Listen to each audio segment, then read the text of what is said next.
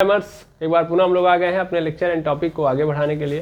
तो जैसा कि आप सभी लोग जानते हैं, हम लोग पढ़ रहे हैं एक्सक्रीटरी सिस्टम यानी उत्सर्जन तंत्र, और उत्सर्जन तंत्र का इंट्रोडक्शन वाला वीडियो यानी परिचय वाला वीडियो हम लोगों ने देख लिया है। यानी अभी तक हम लोगों ने एक्सक्रीटरी सिस्टम में एक वीडियो कंप्लीट कर लिया, एक लेक्चर कंप्लीट कर लिया है। आज कहानी को आगे बढ़ाएंगे और बड़े ब्रॉड तरीके से चीज़ों को समझेंगे, क्योंकि पिछला वीडियो तो सिर्फ और सिर्फ समझाने के लिए था कि एक्सक्रीटरी सिस्टम क्यों आया। ठीक है, अब चलिए समझते हैं। तो एक्सक्रीटरी सिस्टम, एक्सक्रीटरी सिस्टम को बोलते हैं उत्सर्जन तंत्र। उत्सर्जन तंत्र, अब ये उत्सर्जन तंत्र क्या करता है? तो बॉडी के जितने भी वेस्ट मटेरियल हैं, बॉडी के अंदर जितने भी वेस्ट मटेरियल हैं, इन मटेरियल को क्या करता है? रिमूव करता है बॉडी से, है ना, बॉडी से रिमूव करने का काम करता है ये सिस्टम। वेस्ट मटेरियल कितने प्रकार के होते हैं? सर कई सारे प्रकार के हमारे बॉडी के अंदर वेस्ट मटेरियल प्रोड्यूस होते हैं। इसमें जो सबसे बड़ा वाला वेस्ट मटेरियल है वो उसका नाम है नाइट्रोजीनियस बेस। नाइट्रोजीनियस बेस, ठीक है। नाइट्रोजीनियस बेस के अंदर, यानी इसको हिंदी में बोलते हैं नाइट्रोजन युक्त क्षार। नाइट्रोजन युक्त क्षार,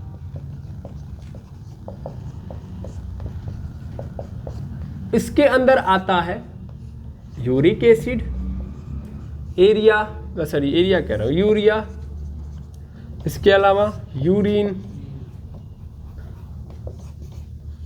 यूरिन और मोस्ट इंपॉर्टेंट अमोनिया। ये चारों के चारों किसमें आते हैं? Nitrogenous base. दूसरे नंबर पे क्या आता है? Carbon dioxide.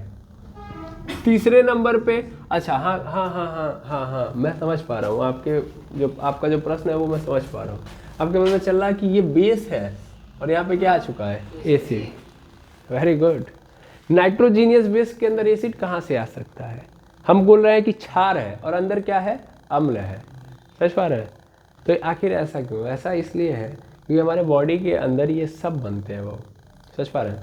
ये सब बनते हैं। ये एक्चुअल में जो आप यूरिक एसिड देख रहे हो, यूरिक एसिड आपको ऐसे नजर आएगा ही नहीं। यूरिक एसिड फिर किसी और के साथ अभी क्या होगा? कंबाइंड होगा। कंबाइंड होकर अगेन क्या बन जाएगा? ये क्षार बन जाएगा। इसको इसलिए बोला गया क्योंकि देखिए नाइट्रोजीनियस बेस जो होगा, अच्छे से समझ लीजिए, नाइट्रोजीनियस बेस का निर्माण इस यूरिक एसिड से हो जाएगा।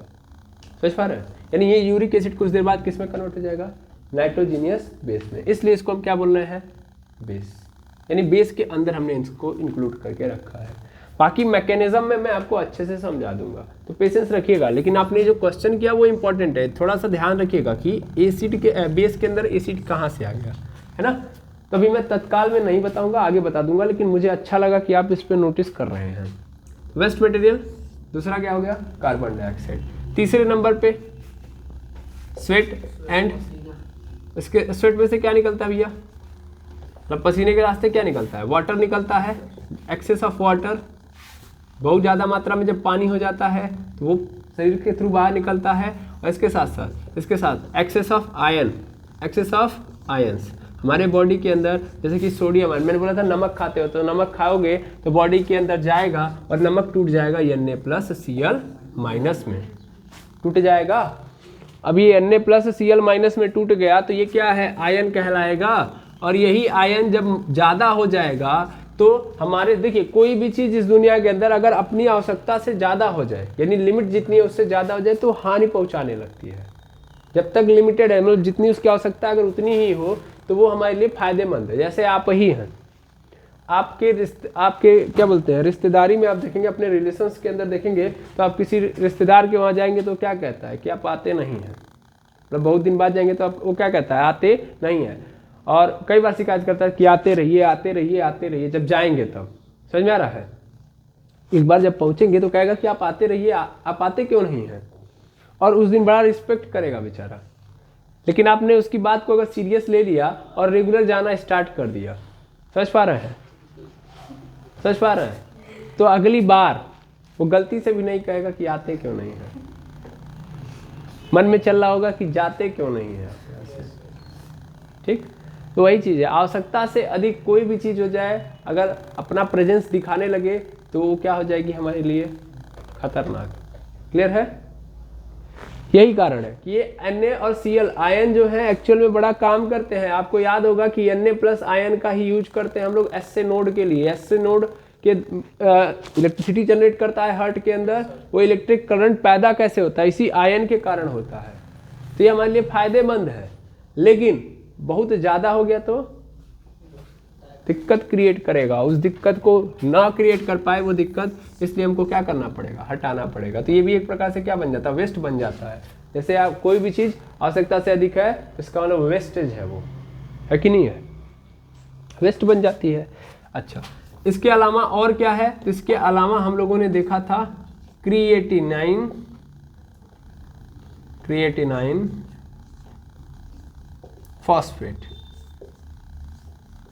फॉस्फेट, ये था ना।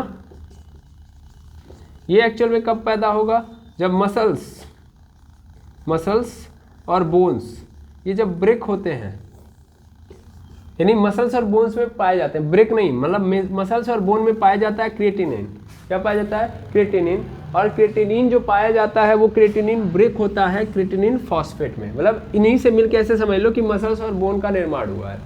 ऐसे मान लो क्रिएटिनिन फॉस्फेट का निर्माण इनसे हुआ है। जब ये क्या होता है? बाहर निकलता है। समझ पा रहे हैं? यानी जब ये टूटता है, तो जब टूटेगा कौन? क्रिएटिनिन। कौन टूटेगा? क्रिएटिनिन। तो क्रिएटिनिन टूटेगा जब, तो क्या बनाएगा? Creatinine phosphate. और ये क्रिएटिनिन फॉस्फेट हमारे बॉडी के लिए कोई लाभदायक नहीं है, वेस्ट है। तो ये भी क्या है? एक वेस्ट मटेरियल है। इन सभी वेस्ट मटेरियल को निकालना है भाई, इन सभी वेस्ट मटेरियल को निकालना है। अब कुछ को तो हमारा एक मतलब कुछ ऐसे यहाँ पे, मतलब 4 मैंने लिखे हैं ना, 4 वेस्ट मटेरियल। इन चारों में से कुछ तो ऐसे कि कोई और सिस्टम ही निकाल दे रहा है। जैसे कार्बन डाइऑक्साइड को कौन निकाल देता है? लंग्स, फेफड़ा निकाल देता है। ये पसीने को कौन निकाल देता है? स्किन निकाल देती है। लेकिन क्रिएटिनिन फॉस्फेट को कोई नहीं निकालता है। ऐसे ही नाइट्रोजनियस बेस को कोई नहीं निकालता है। मेनली जो भी चीज़ें किस में चली जाती हैं? ब्लड में। ये क्रिएटिनिन फॉस्फेट किस में मिल जाएगा भैया? ब्लड में। नाइट्रोजनियस बेस किस में मिल जाएंगे? ब्लड में। अब जो चीज़ें ब्लड में मिल गई उनको तो कोई और नहीं निकाल पाएगा। अब उनको निकालने के लिए किसकी जिम्मेदारी आएगी?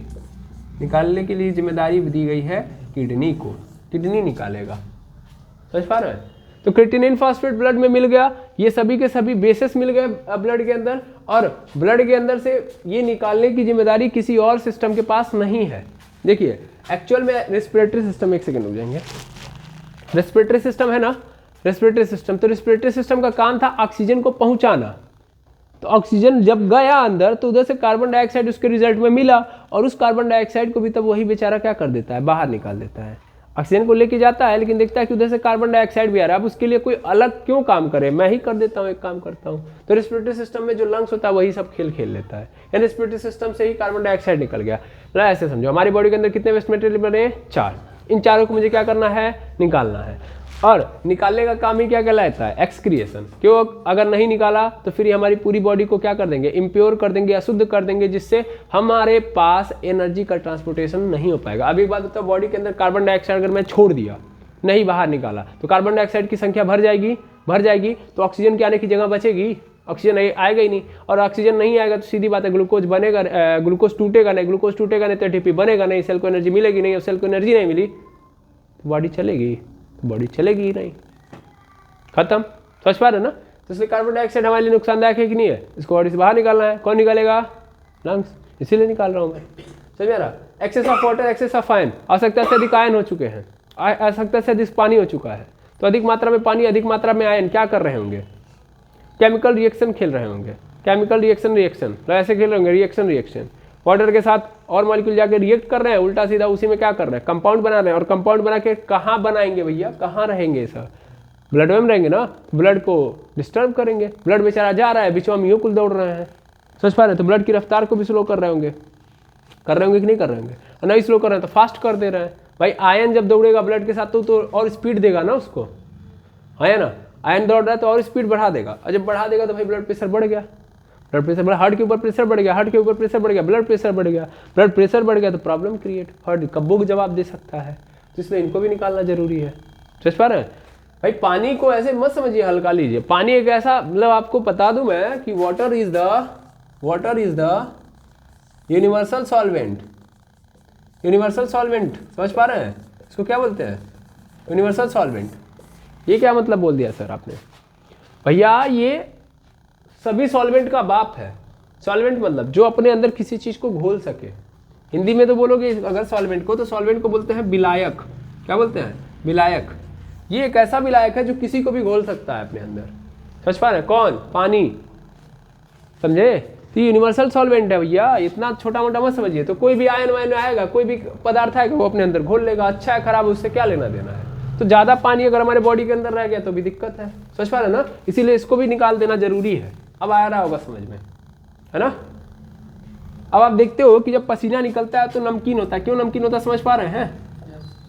क्योंकि आपने नमक खाया, वो नमक टूटा Na प्लस और Cl माइनस में। अब आप आवश्यकता से अधिक नमक खा रहे हो, आवश्यकता से अधिक नमक खा रहे हो, तो वो नमक कहाँ जाएगा? पानी है ना, पानी इसको क्या कर लेगा? घोल लेगा अपने अंदर। घुल गया, आया ना? लेकिन आवश्यकता से अधिक हो गया अगर, भाई Na प्लस Cl माइनस का काम है, आयंस का, मुझे आयंस की जरूरत है, मुझे ली मैंने, लेकिन उससे ज्यादा है तो पानी में घुले रहेंगे, पानी में घुले रहेंगे, और पानी भी एक्स्ट्रा है तो फिर इसको बॉडी से बाहर निकाल देना ज्यादा उचित है। नहीं तो ये पानी तो वेस्ट हो चुका है मेरे लिए, क्योंकि अब ये तो ऑलरेडी घोल के चल रहा है ना किसी चीज को जिसकी जरूरत ही नहीं मुझे, तो इसलिए मुझे निकालना पड़ेगा। और निकलेगा पानी तो कैसा लगेगा? नमकीन। पसीना कैसा नजर आता है? नमकीन। समझ पा रहे हो? ब्लड प्रेशर अगर किसी को ज्यादा है तो बोला जाता है डॉक्टर ये बोलता है कि उनको नमक कम खिलाइए। लेकिन नमक कम खिलाइए और उसके साथ साथ दूसरा एक और काम करिए, तब ब्लड प्रेशर आपका अपने आप डाउन हो जाएगा। समझ पा रहे हैं? पहले तो नमक कम क्यों खिलाइए? नमक आप जितना ज्यादा खिलाएंगे उतना ज्यादा ब्लड की रफ्तार बढ़ेगी। क्यों बढ़ेगी समझ पा रहे होंगे आप? आया ना? उतना ज्यादा आयन आ चुके हैं, उतना ज्यादा आयन, तो एस्ट्रोनॉट के पास आयंस की कमी है, भर गए हैं आयन। अब वो जल्दी जल्दी क्या करेगा बाबू? पंप करेगा। समझ पा रहे? लॉजिक बस पकड़िए। या ब्लड के अंदर चले गए तो ब्लड के अंदर जितना जाएगा नमक, तो नमक उतना ही पतला करते जाएगा ब्लड को। समझ पा रहे? ब्लड पतला करते जाएगा तो ब्लड की रफ्तार और बढ़ जाएगी। जब पतला हो जाएगा, अच्छा ये बताइए, पानी अगर जैसे तेल है, तेल को एक पाइप के अंदर हम फ्लो करा रहे हैं, तेल को पाइप के अंदर फ्लो करा रहे हैं तो तेज फास्ट दौड़ेगा कि पानी अगर एक दूसरे पाइप में है वो उसको दौड़ा रहे हैं तो वो तेज दौड़ेगा? पानी क्योंकि पतला होता है, मॉलिक्यूल्स दूर दूर है तो सन से निकल लेंगे। इसके क्या है? मॉलिक्यूल पास पास है। मोटा होने का मतलब क्या है? पास पास है। डेंसिटी ज्यादा होने का मतलब पास पास है। पास पास तो बहुत जल्दी दौड़ नहीं पाएंगे, यही चीज है। समझ पा रहे हैं? तो दोनों केसेस में समझ में आ गया ना नमक का मतलब क्या है। नमक ज्यादा खिलाओगे तो दिक्कत होगी, इधर ब्लड की रफ्तार बढ़ गई, इधर हार्ट का बीट बढ़ गया, तो ब्लड प्रेशर बढ़ गया। तो डॉक्टर क्या कहता है कि आप क्या करो? नमक कम खाओ, पहला काम ये। दूसरा काम एक्सरसाइज करो। एक्सरसाइज करोगे तो क्या निकलेगा? पसीना निकलेगा। पसीना निकलने से क्या होगा भैया? जितना ये एक्स्ट्रा नमक है खाया है वो सब पसीने के माध्यम से बाहर हो जाएगा। तो कोई भी व्यक्ति अगर जिसको ब्लड प्रेशर की समस्या है उसको एक्सरसाइज करना चाहिए। अब मैं कहता हूँ कि केवल ब्लड प्रेशर की समस्या में नहीं, किसी भी समस्या में आप केवल एक्सरसाइज करिए। रेगुलर बेसिस पे आप 1 घंटा दीजिए, अपनी बॉडी को सब कुछ क्लियर रहेगा, है ना? आई होप समझ में आ गया होगा।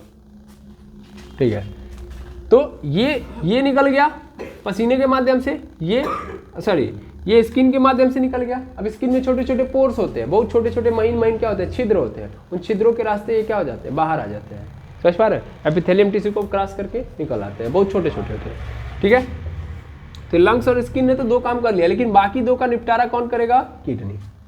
तो कितने वेस्ट मटेरियल हमारी बॉडी के अंदर बनते हैं? 4। नाइट्रोजनियस बेस, इसका निपटारा कौन करेगा? किडनी। किडनी करेगा कि नहीं करेगा? तो ये बताइए, किडनी क्या हो गया? एक्सक्रीटरी ऑर्गन हो गया कि नहीं हो गया? किडनी एक एक्सक्रीटरी ऑर्गन हो गया। एक्सक्रीटरी ऑर्गन मतलब उत्सर्जित अंग, उत्सर्जी अंग। ठीक है, उत्सर्जी अंग। थोड़ा ध्यान से समझिएगा एक बार और। वेस्ट मटेरियल कितने हैं? 4। नाइट्रोजनियस बेस, इसका निपटारा कौन सा उत्सर्जी अंग करेगा? किडनी। अच्छा, दूसरा वेस्ट मटेरियल कार्बन डाइऑक्साइड, इसका निपटारा कौन सा उत्सर्जी अंग करेगा? लंग्स। अच्छा, फिर उसके अलावा क्रेटिनिन फॉस्फेट, इसका निपटारा कौन करेगा? ब्लड करेगा, किडनी करेगा। जो अरे भाई ब्लड बाहर आएगा क्या? ब्लड बाहर आएगा या ब्लड के अंदर ऐसा कुछ है क्या कि केमिकल रिएक्शन करवा के वो कहेगा कि नहीं बेटा आप तुम शरीर से बाहर हो जाओ? नहीं, किडनी कराएगा। ब्लड को प्योरीफाई करने का काम ही तो कौन करता है? किडनी। ब्लड के पास ऐसा थोड़ी ना हाथ पैर है कि कोई मशीन लगी हुई है कि वो क्या कर देगा। हिल गया क्या भैया? सॉरी, चलिए कोई बात नहीं, ध्यान दीजिएगा। मेनली किडनी क्या करेगा, ये ब्लड को बुलाएगा, ब्लड के अंदर जितनी समस्या है, कचरा वचड़ा है, निकाल लेगा, यही काम करता है किडनी, है ना। और किडनी अगर काम करना बंद कर दे तो ब्लड के अंदर ये जितनी भी अशुद्धियाँ हैं, दिख रहा है ना, क्रिएटिन, फॉस्फेट, नाइट्रोजीनियस बेस, ये सब उसी में भरे रहेंगे। इसीलिए किडनी खराब होती है तो ब्लड क्या हो जाता है, इम्प्योर हो जाता है, ब्लड मतलब कचरा भर चुका है ब्लड में। अब ब्लड में कचरा भर जाएगा तो फिर वो ऑक्सीजन ले ही नहीं पाएगा, ऑक्सीजन नहीं ले पाएगा तो एनर्जी फिर बनेगी नहीं। देखो कचरा आया ब्लड के अंदर तो सीधा मतलब है एनर्जी का जो प्रोसेस होगा वो क्या हो जाएगा, स्लो हो जाएगा। एनर्जी बनने का प्रोसेस क्या हो जाएगा, स्लो, धीरे धीरे हम डाउन हो जाएंगे। क्लियर है। तो इसीलिए जब किडनी खराब हो जाती है तो एक प्रोसेस कराया जाता है डायलिसिस। क्या कराया जाता है, डायलिसिस। डायलिसिस प्रोसेस में क्या किया जाता है कि किडनी तो आपकी काम कर नहीं रही है तो आर्टिफिशियल एक मशीन लगाई जाती है और उस आर्टिफिशियल मशीन के थ्रू ब्लड के अंदर जितना कचरा है उसको क्या किया जाता है, बाहर किया जाता है। समझ पा रहे हैं। अगर हमने साफ नहीं किया, डायलिसिस नहीं करवाया तो फिर हमारे बॉडी के अंदर कचरा घूमते रहेगा लेके ब्लड, और एनर्जी बनेगी नहीं तो हम बहुत जल्दी जाने वाले हैं। समझ पा रहे हैं। इसीलिए भगवान ने 2 किडनी बनाई है। अब देख पा रहे होंगे किडनी कितनी है, 2। एक किडनी अगर खराब हो जाती तो एक किडनी से भी आदमी जीवित रहता है। भगवान हमेशा सेकेंडरी ऑप्शन रखते हैं, कई चीज़ों का उन्होंने सेकेंडरी ऑप्शन रखा है कि नहीं है। लंग्स भी हमारे पास क्या है, 2 आंखें हैं, 2 कान हैं, 2 नाक है, सब भगवान ने 2 बनाए, सेकेंडरी ऑप्शन रखा है। अब मनुष्य के ऊपर निर्भर करता है कि ये दोनों बचा के रखे। चलिए एक तो अगर खराब भी हो गया तो एक तो काम चलाइए, ऐसा मत कर दीजिएगा कुछ उल्टा सीधा जिससे क्या हो जाए, दोनों निकल ले। अब ये बताइए किडनी कब दोनों खराब होगी, अब आप आवश्यकता से अधिक कचरा भर रहे होंगे। किडनी एक मशीन है, ऐसे समझिए किडनी एक मशीन है जो क्या करेगी, ब्लड के अंदर जितना कचरा है उसको साफ कर रही है। अब आवश्यकता से अधिक तुम कचरा दे दोगे तो क्या होगा, खराब हो जाएगा। कभी तुम लोग इंजन पेरने वाली मशीन इंजन पेरने कह रहे हैं, गन्ना पेरने वाली इंजन देखे हो, गन्ना पेरने वाली जो मशीन होती है उसमें जब हम देखते हैं गन्ना डालते हैं ना तो उस मशीन की आवाज़ देखना, बेचारी बैठ जाती है कि नहीं है, एकदम मतलब एकदम डाउन होने लगेगी। अब तुम सोचो कि नहीं अभी हम 4 गन्ना एक साथ डाल रहे हैं तो मशीन पे रहे, हम एक काम करते हैं 8 टू डालते हैं, जल्दी हो जाएगा, डाल दो भाई, बैठ जाएगी मशीन में। वही काम किडनी के साथ होता है। समझ पा रहे हो। जब तुम ब्लड के अंदर हाईली मात्रा में कचरा ले लोगे, हाई कचड़े में न है भाई, है सब क्या है, कचड़ा है। अब तुम हाईली मात्रा में क्या कर लिए, कचड़ा भर लिए ब्लड के अंदर। किडनी का काम है इन सबको साफ करना, निकाल के रखना। समझ पा रहे हैं। अब किडनी देख रही है यार आवश्यकता से अधिक कचड़ा इक्वल बना दिए हैं तो कितना साफ करेगी, साफ करते करते करते मशीन बंद, हाँ या ना। समझ पा रहे हैं। ये तो बात समझ में आ गई होगी। यही होता है बाबू, किडनी यही खराब होती है। मेन एक्सक्रीटरी सिस्टम आपको समझ में आ रहा होगा। Main excretory organ mainly 4 organ मैंने बता दिए। पहला लंग्स जो किसको साफ कर रहा होगा, फिर उसके बाद स्किन जो पसीने को निकाल रहा होगा, फिर उसके बाद आता है किडनी। तो टोटल कितने ऑर्गन है एक्सक्रीटरी ऑर्गन के रूप में, 4 लोग हो गए। एक और है जिसका नाम है लीवर। लीवर जो है एक्चुअल में यूरिन का फॉर्मेशन ये करता है, यूरिया का फॉर्मेशन, जो अमोनिया है ब्लड के अंदर, उस यूरिया को किस में कन्वर्ट करता है, अमोनिया को किस में कन्वर्ट करता है, यूरिया में। किस में कन्वर्ट करता है, यूरिया में। यूरिया का फार्मूला और अमोनिया का फार्मूला आप जानते हो। चलिए फार्मूला तो बाद में खेला जाएगा, फार्मूला बाद में खेला जाएगा, अभी फिलहाल में स्टार्ट करते हैं। तो मेनली यहाँ पे आपको समझ में आ गया होगा एक्सक्रीटरी सिस्टम का काम है वेस्ट मटेरियल को निकालना। वेस्ट मटेरियल हमारे बॉडी के अंदर कितने प्रोड्यूस होते हैं, 4, और इन 4 को कितने लोग निकाल रहे हैं, 4 लोग। कौन कौन लोग, किडनी, लंग्स हो गया, फिर स्किन हो गया और लिवर हो गया। किडनी क्या एक्सक्रीटरी ऑर्गन है, बिल्कुल, लिवर ऑर्गन है एक्सक्रीटरी, लंग्स एक्सक्रीटरी ऑर्गन है और स्किन भी एक्सक्रीटरी ऑर्गन है, क्योंकि ये क्या कर रहे हैं, वेस्ट मटेरियल को बाहर निकाल रहे हैं। तो ऐसे अंगों को हम लोग एक्सक्रीटरी ऑर्गन बोलेंगे। क्लियर है, ठीक है। अब प्रश्न आता है कि इसमें मेन कौन है। ये बताओ, लंग्स को हम सिर्फ इसलिए निकाल के रखे हैं, लंग्स का सिर्फ और सिर्फ यही काम है, नहीं, लंग्स का और भी काम, ऑक्सीजन को भी लेके आना। तो मेन काम ये नहीं है, यानी मेन एक्सक्रिएशन का काम नहीं है, तो यानी मेन एक्सक्रीटरी ऑर्गन ये नहीं है। स्किन का सिर्फ और सिर्फ यही काम है, पसीना बाहर निकालना, नहीं सर, प्रोटेक्ट करने का काम, मतलब इसके पास दूसरा भी काम है। समझ पा रहे हैं ना। लीवर का सिर्फ और सिर्फ एक ही काम है, यूरिया को क्या बोलते हैं, अमोनिया को यूरिया में कन्वर्ट करना। यहाँ पे मैं लिख दे रहा हूँ, लीवर क्या करता है, मान लो अमोनिया है, इस अमोनिया को किस में कन्वर्ट कर देगा, यूरिया में, और यही यूरिया से फिर किस में कन्वर्ट हो जाएगा, यूरिन में। किस में, यूरिन में। मेरे ध्यान से देखिएगा, यहाँ पे ये किसने किया, लीवर ने। तो क्या लीवर सिर्फ और सिर्फ यही काम करता है, नहीं सर, लीवर तो कितना सारा काम करता है, मैंने आपको बताया था लगभग 250 से 300 काम करता है लीवर, यानी सिर्फ और सिर्फ एक काम तो है नहीं इसका, यानी ये भी इसका मेन काम यही नहीं है। किडनी का देखा जाए, किडनी क्या क्या करता है, तो किडनी स्पेशली इसीलिए बनाया गया है, तो यानी मेन काम कौन कर रहा है एक्सक्रिएशन का, किडनी का सिर्फ और सिर्फ एक ही काम है, ब्लड के अंदर से कचरा साफ करना। तो इसका मतलब मेन एक्सक्रिएटरी ऑर्गन कौन है, किडनी। ये सब ऑर्गन एक्सक्रिएटरी ऑर्गन कहलाएंगे, सब के सब कहलाएंगे, लेकिन मेन कौन होगा भैया, किडनी होगा। क्यों, क्योंकि सबके पास दूसरा भी काम है, लेकिन किडनी के पास सिर्फ और सिर्फ एक काम है, इसको भगवान ने इसीलिए बनाया ही है। यानी एक्सक्रिएटरी सिस्टम में हम स्पेशल किसकी बात करेंगे, स्पेशल या बोल सकता हूं मैं मेन एक्सक्रिएटरी ऑर्गन की, एक्सक्रिएटरी ऑर्गन की। और ये मेन एक्सक्रिएटरी ऑर्गन या स्पेशल एक्सक्रिएटरी ऑर्गन कौन है, ये है किडनी। कौन है, किडनी। इसको क्या बोलते हैं, वृक्क बोलते हैं। क्या बोलते हैं, वृक्क। ठीक है, हाँ या ना, ठीक है। कहानी कनेक्ट हो चुकी है, क्यों हम किडनी पढ़ने जा रहे हैं, क्लियर, पढ़ा जाए, ठीक। पहले इसको नोट कर लीजिए। चलिए अब हम समझते हैं किडनी के बारे में। तो ये जो किडनी है, थोड़ा रफ्तार में समझिए कि ये जो किडनी है जिसको हम वृक्क बोल रहे हैं, वृक्क, इसकी स्टडी को क्या बोलते हैं, इसकी स्टडी को हम लोग बोलते हैं नेफ्रोलॉजी। हम हमेशा ये बात बोलते आए हैं कि सबसे पहले किसी ऑर्गन को पढ़िए तो ये समझिए कि इसकी पढ़ाई कहाँ की जाती है। सिर्फ और सिर्फ मुझे ये पढ़ना हो तो कहाँ पे पढ़ सकता हूँ, क्योंकि हो सकता है कि आपको पसंद आ गया ये ऑर्गन और आपका मन कर दिया कि भैया इसके बारे में तो मैं जानूंगा, मुझे बड़ा मजा आ रहा है, मैं इसका डॉक्टर बनूंगा, 10-12, तो भैया ये पहले जान लीजिएगा स्टडी। या मेनली मत डॉक्टर बनिए, जरूरत पड़ने पे अगर आपको जानकारी लेनी हो इसके बारे में, किडनी के बारे में, तो आप कहाँ से ले सकते हो, नेफ्रोलॉजी से। किडनी के बारे में जानकारी कहाँ मिलेगी भैया, पूरी पूरी नेफ्रोलॉजी। और जो ये पूरी की पूरी जानकारी नेफ्रोलॉजी की ले लेगा उसको क्या बोलेंगे, नेफ्रोलॉजिस्ट। नेफ्रोलॉजिस्ट। तो कभी भी अगर आपको किडनी से संबंधित समस्या है तो किसके पास भागिएगा, नेफ्रोलॉजिस्ट, क्योंकि वही बेचारा क्या पढ़ा होगा, नेफ्रोलॉजी पढ़ा होगा। समझ पा रहे हैं, नेफ्रोलॉजी पढ़ा इसीलिए इसको नेफ्रोलॉजिस्ट कहते हैं। उसको किडनी के बारे में क्या है, पूरी जानकारी है। ठीक है, ठीक है। अब ये जो किडनी है, ये किडनी क्या करेगी, ब्लड को प्योरीफाई करेगी। पर ब्लड सर एक लोगों के अंदर थोड़ी ना होता है, एक लोगों का मतलब भाई हम किडनी की बात कर रहे हैं, अपने आप को फील कर लिया हमने कि हमारे अंदर बात होगी किडनी की। क्या जानवर है उनके अंदर किडनी नहीं होगी, उनके अंदर भी होगी, क्योंकि उनके अंदर भी तो ब्लड होगा, वहां भी तो कचरा पैदा होगा। यस और नो, तो कचरा तो वहां भी पैदा होगा, कचरा तो हमारे शरीर में भी पैदा हो रहा है, और कचरा तो एक मकड़ी के भी शरीर में पैदा हो रहा होगा,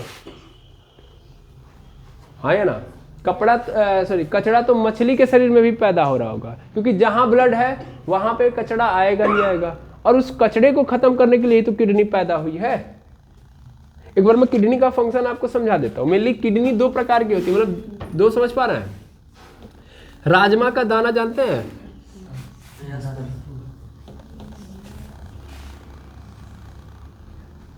ऐसे ऐसे बीन शेप होती है, ऐसे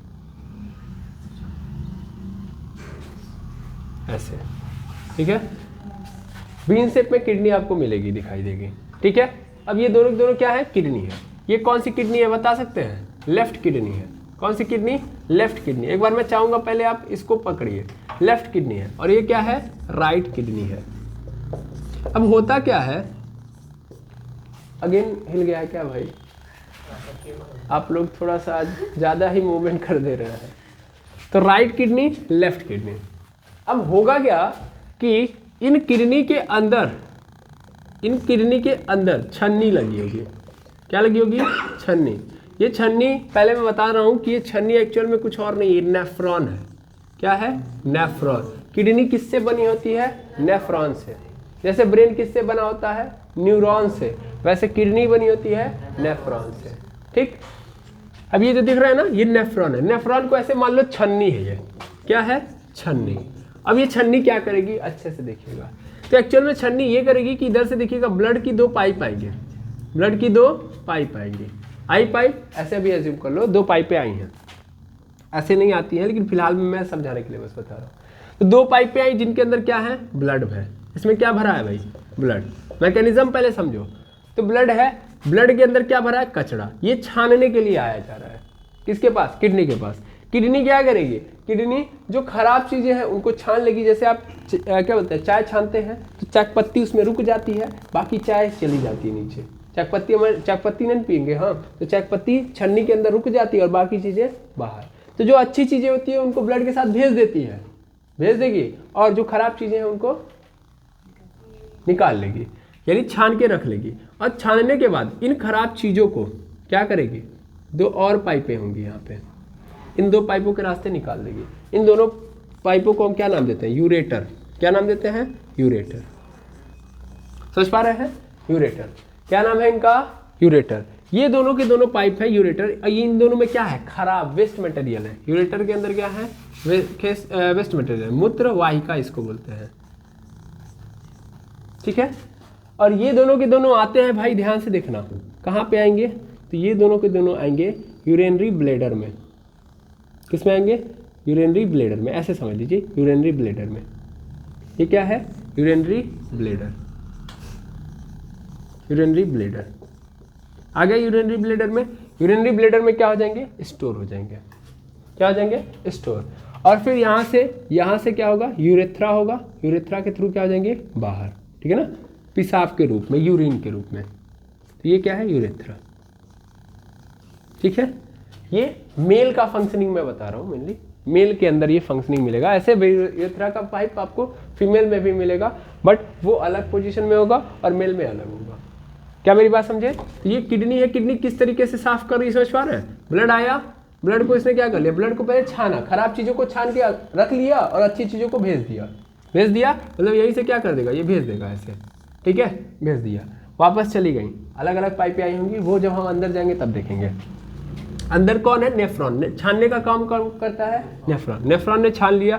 छानने के बाद जो क्या बोलते हैं, खराब था, ये वेस्ट मटेरियल है। वेस्ट मटेरियल को किसमें कन्वर्ट कर दिया इसने, यूरिन में। किसमें मूत्र यानी यूरिन में, ठीक है। और ये यूरिन में कन्वर्ट होके फिर ये कहाँ पे आएगा, यूरिनरी ब्लैडर के पास। और यूरिनरी ब्लैडर के बाद फिर किसके रास्ते, यूरेथ्रा के रास्ते बाहर, ठीक है। ऐसे चल रहा होता है और ऐसे काम करता है ह्यूमन बीइंग के अंदर किडनी, ठीक है ना। ह्यूमन बीइंग में ऐसे काम करता है। लेकिन क्या सिर्फ और सिर्फ ह्यूमन बीइंग में ऐसे काम करेगा, क्या केवल और केवल किडनी यहीं पे होगी, क्या केवल और केवल एक्सक्रिएशन की जरूरत ह्यूमन बीइंग में है और लोगों में नहीं है, नहीं, बहुत लोगों में है ना। तो इस हिसाब से अगर हम बात करें, देखिए हम डिवाइड करेंगे लिविंग ऑर्गेनिजम्स को डिवाइड करेंगे किस बेसिस पे, कि कौन कौन से पहले नाइट्रोजीनियस बेस कह रहा हूँ, किस प्रकार के वेस्ट मटेरियल प्रोड्यूस हो रहे हैं, उसके आधार पे हम पहले ह्यूमन बीइंग को निकालेंगे। मतलब ह्यूमन बीइंग कह रहा हूँ मैं, लिविंग ऑर्गेनिज्म को डिवाइड करेंगे। वो डिवाइड करने से क्या फायदा होगा, हमको ये पता चल जाएगा कि किसके अंदर किस तरीके का वेस्ट मटेरियल पैदा हो रहा है, पता कर लिया। उसके बाद हम ह्यूमन बीइंग को देखेंगे, ताकि ये हमको पता रहे कि एक्चुअल में जो किडनी है हमारे ह्यूमन बीइंग की जो किडनी है वो किस प्रकार के वेस्ट मटेरियल को क्या कर रही है, बाहर निकाल रही है। और बाकियों में किस प्रकार का वेस्ट मटेरियल पैदा हो रहा है, वहां पे कौन सी मतलब जो किडनी होगी वो किस प्रकार का क्या कर रही होगी, एक्सक्रिएशन कर रही होगी। ये जानना जरूरी है कि नहीं है। तो हम सिर्फ और सिर्फ जब भी बायोलॉजी पढ़ेंगे तो सिर्फ और सिर्फ एक की बात नहीं कर सकते, इसीलिए हमको पूरे लिविंग ऑर्गेनिज्म की बात करनी पड़ेगी। तो यहाँ पे मैं लिविंग ऑर्गेनिज्म की बात कर रहा हूँ। लिविंग ऑर्गेनिज्म मतलब जितने भी जीव है इस धरती पे जिनमें जान है, यहाँ पे ले लिया लिविंग ऑर्गेनिजम्स यानी जीवों को अगर डिवाइड किया जाए उनके अंदर बनने वाले वेस्ट मटेरियल के बिहाफ पे, ठीक है ना। यानी यहाँ पे लिखूंगा क्लासिफिकेशन दिख रहा होगा अभी, classification of living organism on the basis of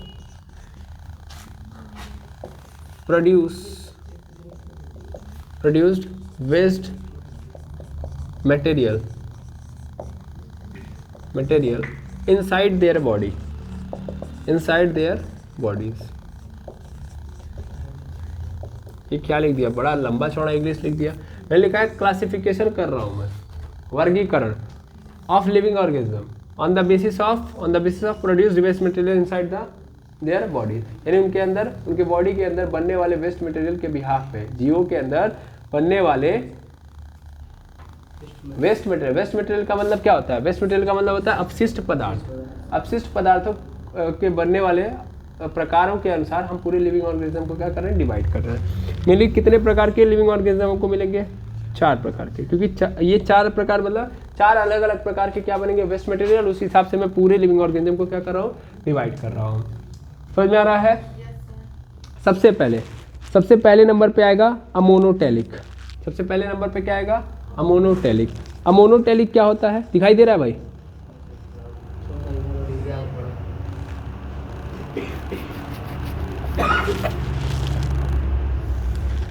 अब दिखाई दे रहा होगा। Ammonotelic, ammonotelic. अब ये कैसे ऑर्गेनिज्म है? इनको बोलते हैं अमोनोटेलिक ऑर्गेनिज्म। ऐसे ऑर्गेनिज्म जिनके अंदर वेस्ट मटेरियल के रूप में, मतलब भारी मात्रा में क्या बनता है वेस्ट मटेरियल के रूप में? अमोनिया। क्या बनता है? अमोनिया। यानी कौन सा वेस्ट मटेरियल पैदा होता है? अमोनिया। हिंदी में इनको क्या बोलते हैं? तो अमोनोटेलिक जीव बोलते हैं। ऑर्गेनिज्म मतलब क्या होता है? जीव। तो यहाँ पे आप बोल सकते हो अमोनोटेलिक जीव। ये कैसे जीव हैं? जिनके अंदर वेस्ट मटेरियल के रूप में क्या बनता है? अमोनिया। क्या बनता है? अमोनिया। अमोनिया को बोलते हैं NH3। ठीक है, अमोनिया बनता है। और एक्चुअल में अमोनिया बनने का मतलब है कि अगर अमोनिया बन रहा है तो ये तभी पॉसिबल है जब बहुत ज़्यादा मात्रा में क्या होगा? पानी होगा। यानी जिन भी जीवों के बॉडी के अंदर पानी की मात्रा क्या है? ज़्यादा, उनके अंदर वेस्ट मटेरियल के रूप में, अपशिष्ट पदार्थ के रूप में क्या बनेगा? अपशिष्ट पदार्थ के रूप में क्या बनेगा? अमोनिया। अभी बताइए कौन से ऐसे जीव हैं जिनके अंदर पानी बहुत ज़्यादा होता है? मछली। मछली जल की रानी है, जीवन उसका पानी है। बस बात खत्म। यानी अमोनोटेलिक ऑर्गेनिज्म के अंदर कौन आएंगे? मछली। और जो भी जीव पानी के अंदर रहता है वो सब के सब क्या होंगे? अमोनोटेलिक क्या होंगे? जीव होंगे। अमोनिया अपने आप में बहुत बड़ा टॉक्सिक वेस्ट मटेरियल है। सबसे टॉक्सिक वेस्ट मटेरियल कौन सा है? अमोनिया। इसको लिख लीजिए, it is a very toxic. Very toxic, toxic मतलब हम समझ पा रहे हैं ना, जहरीला, टॉक्सिक मटेरियल। और ये किसमें प्रोड्यूस होता है भाई? All aquatic animal. सभी एक्वाटिक एनिमल के अंदर प्रोड्यूस होता है। बिकॉज दे हैव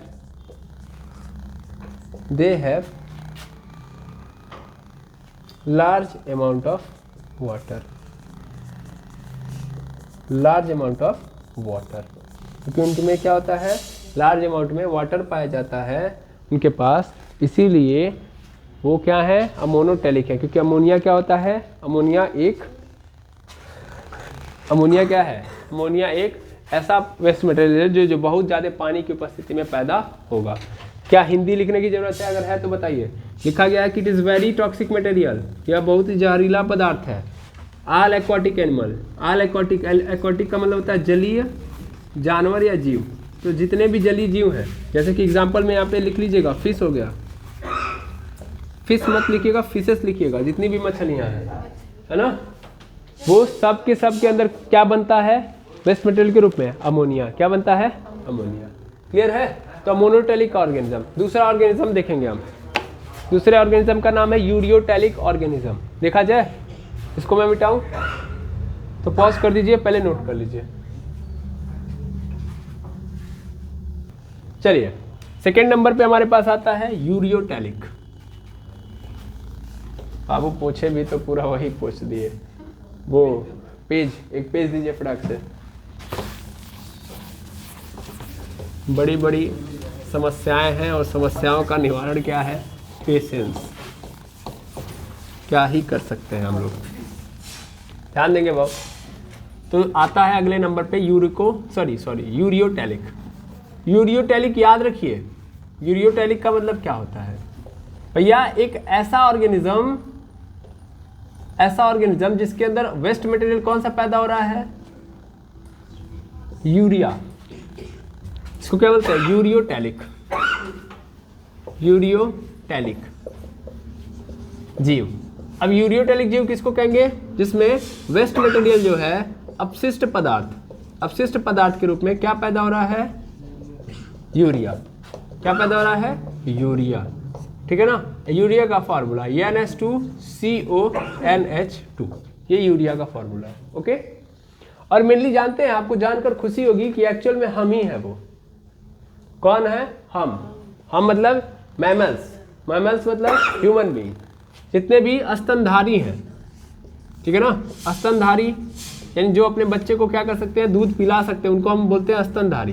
तो जितने भी मैमल्स हैं, है ना, जितने भी स्तनधारी हैं, इन स्तनधारियों में हम आते हैं कि नहीं आते हैं, यानी ह्यूमन बीइंग। तो ये लोग कैसे जीव हैं, ये लोग एक्चुअल में यूरियोटैलिक ऑर्गेनिज्म है, यूरियोटैलिक जीव है। यानी इनके अंदर कौन सा वेस्ट मटेरियल पैदा होता है, यूरिया। ठीक है ना। अब आपके मन में प्रश्न होगा, ऐसे कैसे सर, अमोनिया भी तो आता है। बिल्कुल, अमोनिया भी पैदा होता है, लेकिन अमोनिया को लीवर किस में कन्वर्ट कर देता है, लीवर कन्वर्ट कर देता है यूरिया में। एक्चुअल में हमारे बॉडी के अंदर क्या बनता है, यूरिया। समझ पा रहे ना, तो यूरिया बनता है।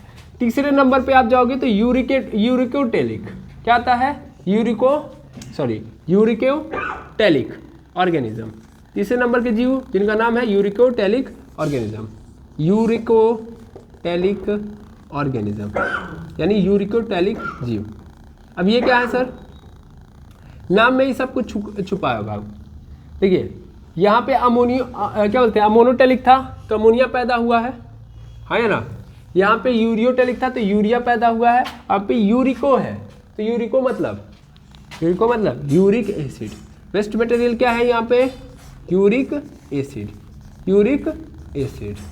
समझ में आ रहा है। यानी ऐसे जीव जिनके अंदर क्या प्रोड्यूस हो रहा है, वेस्ट मटेरियल के रूप में यूरिक एसिड, उनको हम यूरिकोटैलिक ऑर्गेनिज्म बोलेंगे। ठीक है। अब ये जीव कौन से हैं ऐसे, तो एक्चुअल में एग्जांपल में यहीं पे लिख लेता हूं मैं। जितने भी बर्ड्स पक्षी और जितने भी रेप्टाइल समझते हैं, ये 3 नंबर यहाँ पे रख लेता हूँ और यहाँ पे देखिएगा एग्जाम्पल में यहाँ पे लिख लेंगे बर्ड्स मतलब पक्षी जितने भी हैं। ठीक है ना। एफ्स के कैटेगरी में आते हैं, एफ्स AVES, क्या करें जगह ही नहीं है, AVES। ठीक है। और जितने भी रेप्टाइल्स हैं, रेप्टाइल जानते हैं किनको कहते हैं, सरीसृप, जैसे सांप हो गया, सरकने वाले, केचुआ हो गया, रेप्टाइल्स में ही तो आते हैं, है ना। ऐसे में तो वो कैसे हैं, यूरिकोटैलिक ऑर्गेनिज्म है। यानी इनके अंदर क्या प्रोड्यूस होता है वेस्ट मटेरियल के रूप में, यूरिक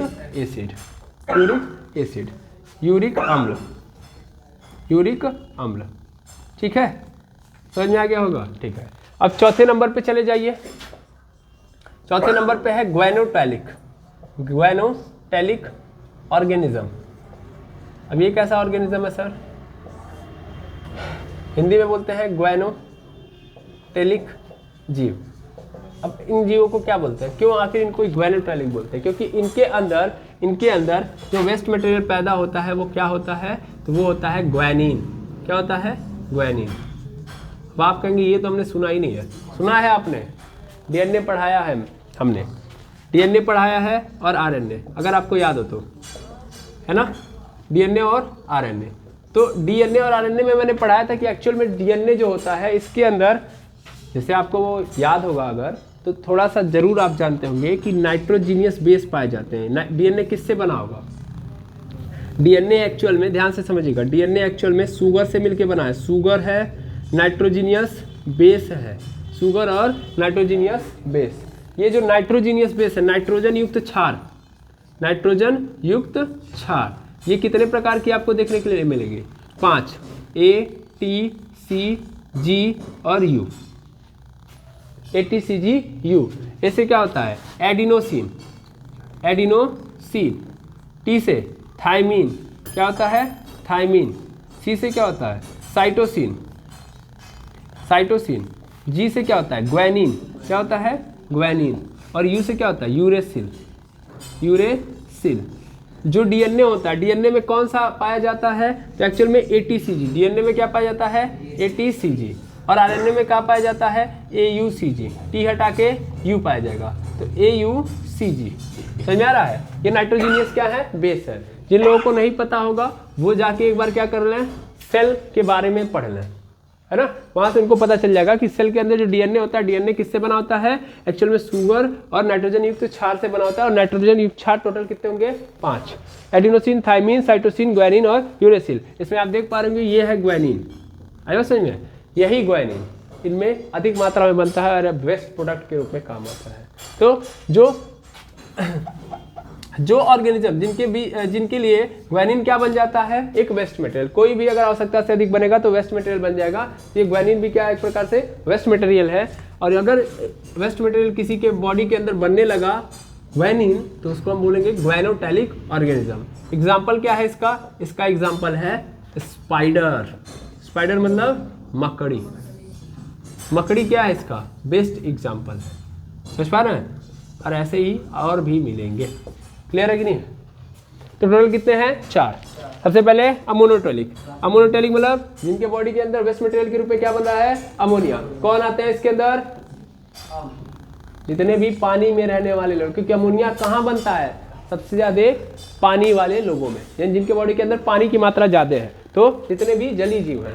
दूसरे नंबर पे यूरियोटॉलिक। ऐसे ऑर्गेनिज्म, ऐसे जीव जिनके बॉडी के अंदर वेस्ट मटेरियल के रूप में क्या बन रहा है? यूरिया बन रहा है। इसके अंदर कौन आते हैं? हम लोग। तीसरे नंबर पे आता है हमारे पास यूरिकोटॉलिक। यूरिकोटॉलिक जो होता है, इसका मतलब एक ऐसे जीव जिनके बॉडी के अंदर यूरिक एसिड वेस्ट मटेरियल के रूप में पैदा हो रहा है। और ध्यान देंगे, यूरिक एसिड जो होता है वो सबसे कम टॉक्सिक होता है। ये क्या होता है? Less toxic. इन सब में सबसे कम टॉक्सिक कौन है? Uric acid. सबसे हाई टॉक्सिक कौन है? अमोनिया। हाई टॉक्सिक है, लिखा भी हूं मैं, हाई टॉक्सिक। ठीक है, सबसे ज़्यादा खतरनाक अमोनिया है। यूरिकोटॉलिक किस ऑर्गेनिज्म कौन है? तो सर वो है, पक्षी हो सकते हैं, सांप हो सकते हैं, ये सब के सब यूरिकोटॉलिक है। ग्वानोटॉलिक मतलब इनके बॉडी के अंदर क्या बन रहा है? इनके अंदर बॉडी के अंदर ग्वानिन क्या बन रहा है? वेस्ट मटेरियल के रूप में बन रहा है। इस एग्जाम्पल के रूप में स्पाइडर। तो आई होप समझ में आ गया होगा। टोटल जीवों के बारे में मैंने बता दिया। यानी हमारी किडनी जो है, हमारे बॉडी के अंदर जो किडनी लगी है, वो किडनी किस चीज को डिफाइन कर रही है? ह्यूमन बीइंग को के अंदर कौन से वेस्ट मटेरियल को निकाल रही है? सर एक्चुअल में यूरिया को। यानी ब्लड के अंदर से क्या निकाल रही है? यूरिया को। यूरिया को ब्लड से अलग कर रही है। कौन? हमारे बॉडी की किडनी। क्लियर है? अब ये किडनी के अंदर और क्या होता है, किडनी की और विशेषताएं क्या है और कैसे ये काम करती है, ये सब बातें हम नेक्स्ट वीडियो में करेंगे। बिकॉज अगल बगल का आप इन्वायरमेंट समझ सकते हैं, इसी उम्मीद के साथ कि आप समझ सकते हैं। हम इस क्लास को यहीं पे बंद करेंगे, मिलेंगे नेक्स्ट वीडियो में जहाँ पे हम और नई बातें सीखेंगे। Thank you very much. है बस कोई डाउट होगा तो ज़रूर कमेंट कर दीजिएगा। और जो भी चीज़ें यहाँ पे छूट गई हैं, मैं एक बार कैमरा इधर उधर करके दिखा दे रहा हूँ। ओके, ठीक।